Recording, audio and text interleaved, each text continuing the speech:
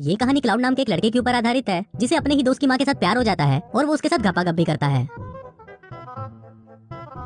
अब इसके बाद कहानी में आगे क्या होता है ये हम आज की इस एक्सप्लेनेशन में देखने वाले हैं। आज मैं जिस फिल्म को एक्सप्लेन करने वाला हूँ उसका नाम है इन द हाउस और ये फिल्म 2012 में रिलीज हुई थी। मूवी की शुरुआत में हम जर्मन नाम के एक आदमी को देखते हैं जो एक स्कूल में फ्रेंच टीचर होता है। इसके बाद जब जर्मन घर पर स्टूडेंट के असाइनमेंट चेक कर रहा होता है तभी वहाँ पर उसकी वाइफ जना आती है। फिर जना भी कुछ स्टूडेंट्स के असाइनमेंट चेक करती है और जर्मन से पूछती है कि तुमने स्टूडेंट को इतने गंदे मार्क्स क्यों दिए। इस पर जर्मन उसे बोलता है कि बच्चों ने कुछ खास तो लिखा ही नहीं है तो मैं इन्हें अच्छे मार्क्स किस चीज के दूं। तभी जर्मन क्लाउड नाम के एक स्टूडेंट का असाइनमेंट पढ़ता है जिसमें लिखा हुआ था कि क्लाउड राफा नाम के एक स्टूडेंट के घर पर काफी दिनों से जाना चाहता था और फिर एक दिन वो राफा को मैथ पढ़ाने के बहाने उसके घर पर जाता है। वहाँ पर उसकी नजर राफा की माँ एस्थर पर पड़ती है जो दिखने में बहुत ही खूबसूरत थी। इसके बाद क्लाउड राफा को एक मैथ प्रॉब्लम सॉल्व करने के लिए देकर नीचे आ जाता है। वहाँ वो राफा की मॉम को देखता है जो एक मैगजीन पढ़ रही होती है। अब कुछ देर तक एस्थर को देखने के बाद क्लाउड वापस राफा के पास जाता है और उसे बोलता है कि तुम्हारी मैथ बहुत ही ज्यादा खराब है इसलिए मुझे रोज आकर तुम्हें ट्यूशन पढ़ाना होगा। अब ये सब पढ़ने के बाद जर्मन अपनी वाइफ को बोलता है कि इस लड़की की राइटिंग स्किल्स बहुत ज्यादा अच्छी है और ये आगे जाकर एक बड़ा राइटर बन सकता है। फिर अगले दिन क्लास के बाद जर्मन क्लाउड से उसके असाइनमेंट के बारे में पूछता है और उसे बोलता है कि अगर राफा को पता चल गया कि तुम उसकी मॉम के बारे में क्या सोचते हो तो तुम बहुत बड़ी मुसीबत में पड़ जाओगे। पर इस पर क्लाउड उसे बोलता है कि ये तो मैंने बस आपको पढ़ाने के लिए लिखा है और फिर वो जर्मन को पिछले असाइनमेंट के आगे का पार्ट देता है। इसके बाद जर्मन अपनी वाइफ के पास जाकर उसे इस बारे में बताता है और वो दोनों आगे की स्टोरी पढ़ने लगते हैं। उसमें लिखा था कि इस बार जब क्लाउड राफा के घर पर गया तो उसकी मॉम बहुत ज्यादा खुश थी क्योंकि क्लाउड की वजह से राफा मैथ्स में काफी अच्छा हो रहा था। फिर जब राफा की मॉम वहाँ से जा रही होती है तो क्लाउड उसे गंदी नजरों से देखने लगता है। अब ये सब पढ़कर जना को काफी अजीब लग रहा था कि एक बच्चा इतना गंदा कैसे सोच सकता है, पर जर्मन को इससे कोई फर्क नहीं पड़ता क्योंकि वो क्लाउड की राइटिंग स्किल से बहुत ज्यादा इंप्रेस था। फिर अगले दिन जर्मन स्कूल में क्लाउड की फैमिली की इन्फॉर्मेशन निकालता है और उसे पता चलता है कि क्लाउड की फैमिली 2 साल पहले यहाँ पर शिफ्ट हुई है और वो लोग कई बार अपना घर बदल चुके हैं। अब इससे जर्मन को लगता है कि क्लाउड बहुत परेशान रहता है और उसे एक प्रॉपर गाइडेंस की जरूरत है। इसलिए अब जर्मन ये डिसाइड करता है कि वो क्लाउड को एक अच्छा राइटर बनाने में उसकी हेल्प करेगा। फिर क्लाउड भी जर्मन को उसके आगे का असाइनमेंट देता है जिसमें लिखा हुआ था कि जब क्लाउड वापस से राफा के घर पर गया तब राफा और उसके डैड मैच देख रहे थे। तभी राफा की मॉम वहाँ पर आती है और वो क्लाउड के पास आकर बैठ जाती है। थोड़ी देर बाद राफा के डैड को एक अर्जेंट कॉल आता है और वो उठकर वहाँ से चले जाते हैं। अब ये देखकर क्लाउड सोचता है कि अगर ऐसे ही राफा के मॉम और डैड के बीच में दूरियां बढ़ती गई तो राफा की मॉम को आसानी से पटा लेगा। अब ये असाइनमेंट जब जर्मन अपनी वाइफ को पढ़ाता है तो अब उसकी वाइफ को भी ये लगने लगता है कि क्लाउड की राइटिंग स्किल्स बहुत ज्यादा अच्छी है। फिर अगले दिन स्कूल में क्लाउड जर्मन को एक और असाइनमेंट देता है जिसे घर आकर जर्मन अपनी वाइफ के साथ पढ़ने लगता है। उसमें क्लाउड ने लिखा था कि मैंने इस बार राफा को मैथ की एक बहुत ही मुश्किल प्रॉब्लम सॉल्व करने के लिए दिया और फिर मैं नीचे राफा की मॉम को देखने चला गया। नीचे राफा की मॉम और डैड आपस में बहस कर रहे थे जिसे देखकर क्लाउड को बहुत अच्छा लगता है। थोड़ी देर बाद जब राफा की मॉम बाहर आती है तो वो क्लाउड को देख लेती है पर तभी क्लाउड सामने रखी हुई पेंटिंग को देखने का नाटक करने लगता है। पर राफा की मॉम को पता चल गया था कि क्लाउड उनकी बातें सुन रहा है इसलिए वो रात को राफा के डैड को बोलती है कि उन्हें राफा के लिए कोई दूसरा ट्यूटर ढूंढना होगा। अब ये सब बातें क्लाउड भी छुपकर सुन रहा होता है और उसे बहुत ज्यादा टेंशन होने लगती है क्योंकि अगर इस बार राफा के मैथ्स में अच्छे नंबर नहीं आए तो वो राफा के घर पे ट्यूशन पढ़ाने नहीं आ पाएगा। अब वो सोचने पर क्लाउड को एक आइडिया आता है और वो अगले दिन जर्मन को मैथ्स का पेपर चुराने के लिए बोलता है और साथ ही वो उसे ये भी बोलता है कि अगर उसने ऐसा नहीं किया तो वो राइटिंग करना छोड़ देगा। अभी सुनकर जर्मन बहुत परेशान हो जाता है क्योंकि वो क्लाउड को एक अच्छा राइटर बनाना चाहता था इसलिए वो क्लाउड के बोलने पर मैथ्स के पेपर चुरा लेता है और उन पेपर्स को वो क्लाउड को दे देता है।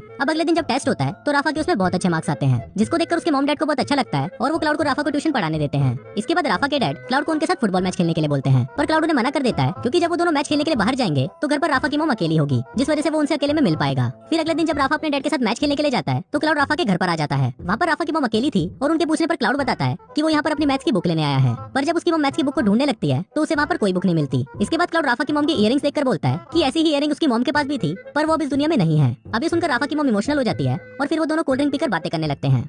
अब ये स्टोरी सुनकर जर्मन की वाइफ उसे बोलती है कि अगर राफा के डैड को इस बारे में पता चल गया तो वो उसे जिंदा नहीं छोड़ेंगे। पर इस पर जर्मन उसे बोलता है कि ऐसा कुछ नहीं होगा। रात को फिर जर्मन क्लाउड का एक और असाइनमेंट पढ़ता है जिसमें लिखा होता है कि इस बार उसे राफा के घर पर बहुत लेट हो गया था तो राफा के डैड ने उसे यहीं पर ही सोने के लिए कहा। फिर जब राफा क्लाउड को उसका रूम दिखाने के लिए जाता है तो वो क्लाउड को बोलता है कि वो उसका बेस्ट फ्रेंड है और इसके साथ ही वो उसे किस करने लग जाता है। अब इससे हमको पता चलता है कि राफा क्लाउड को लाइक करता है। फिर जब आधी रात हो जाती है तो क्लाउड चुपके से राफा की मॉम के कमरे में जाता है और वो उसे सोते हुए देखता रहता है। अब ये पढ़ने के बाद जर्मन की वाइफ को काफी अजीब लगता है पर जर्मन उसे बोलता है कि इसमें कोई भी गलत बात नहीं है और क्लाउड की उम्र के बच्चों में ये सब फैंटेसीज होती ही हैं। फिर अगले दिन हम क्लाउड को देखते हैं जो राफा की मॉम के करीब आता जा रहा था। इसके बाद रात को राफा की मॉम और उसके डैड के बीच में झगड़ा होता है और वो झगड़ा धीरे धीरे बढ़ने लगता है। फिर राफा के डैड जब गुस्से में वहाँ से बाहर चले जाते हैं तब वहाँ पर क्लाउड आता है और वो क्लाउड की मॉम को एक लेटर देकर वहाँ से चला जाता है। अगले दिन उस लेटर को पढ़कर राफा की मॉम क्लाउड को अपने पास बुलाती है और फिर जब वो लोग बातें कर रहे होते हैं तो क्लाउड जर्मन को इमेजिन करने लगता है। इसके बाद राफा की मॉम को वो लेटर पढ़कर बहुत अच्छा लगता है और वो वहीं पर क्लाउड को किस करना शुरू कर देती है। अब ये सब राफा खिड़की से छुपकर देख रहा होता है और उसे ये देखकर बहुत बुरा लगता है। जिसके बाद वो अपने रूम में आता है और आत्महत्या कर लेता है और असाइनमेंट के लास्ट में लिखा होता है कि कहानी अभी बाकी है। अब जब जर्मन ये सब पढ़ता है तो वो शॉक्ड हो जाता है और अब वो ये बात अपनी वाइफ को भी नहीं बता सकता था। फिर अगले दिन जब जर्मन स्कूल जाता है तो वो वहाँ पर राफा के बारे में पूछने लगता है। वहाँ उसे पता चलता है कि राफा आज स्कूल नहीं आया। अब ये जानकर जर्मन काफी परेशान हो जाता है और वो एक टीचर के पास जाकर उसे राफा के घर पर कॉल करने के लिए बोलता है। फिर जब टीचर राफा के घर पर कॉल करती है तो उसे पता चलता है कि राफा बीमार है इसलिए वो आज स्कूल नहीं आया है। अब ये सुनकर जर्मन को थोड़ा अच्छा फील होता है और फिर वो क्लाउड से पूछता है कि आज तुमने असाइनमेंट में झूठ क्यों लिखा। इस पर क्लाउड उसे बताता है कि ऐसा उसने इसलिए किया क्योंकि वो कहानी को थोड़ा और इंटरेस्टिंग बनाना चाहता था।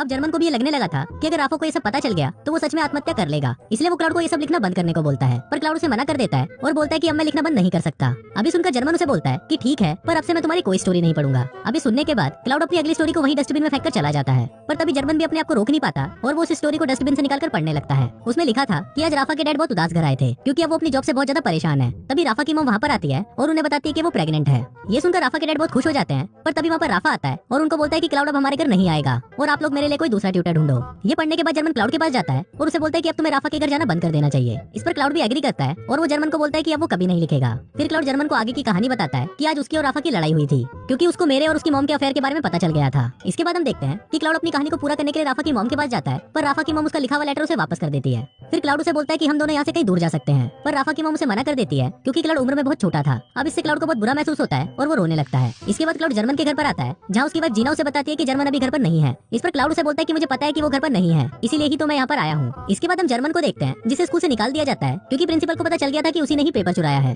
फिर जब जर्मन अपने घर पर आता है तो उसकी वाइफ उसे अगला असाइनमेंट देती है जिससे जर्मन को पता चलता है कि क्लाउड यहाँ पर आया था। उस स्टोरी में लिखा था कि क्लाउड जीना को बताता है कि जर्मन ने उसे एक बार कहा था कि मेरी बीवी बांझ है इसलिए हमारा बच्चा नहीं हो रहा। अभी सुनकर जीना को बहुत गुस्सा आ जाता है और वो क्लाउड के साथ ही घपाघप करने लगती है। अब ये पढ़कर जर्मन को बहुत गुस्सा आता है और वो जीना के साथ लड़ने लगता है। अब फिल्म के लास्ट सीन में हम जर्मन और क्लाउड को बात करते हुए देखते हैं। जर्मन क्लाउड को बोलता है कि मुझे विश्वास नहीं हो रहा कि जिस लड़की की वजह से मेरी जॉब गई और मेरी बीवी मुझे छोड़कर चली गई, मैं उसी लड़के से बात कर रहा हूँ। अब जर्मन की ये बात सुनकर क्लाउड हंसने लगता है और इसी के साथ ही ये फिल्म यहीं खत्म हो जाती है।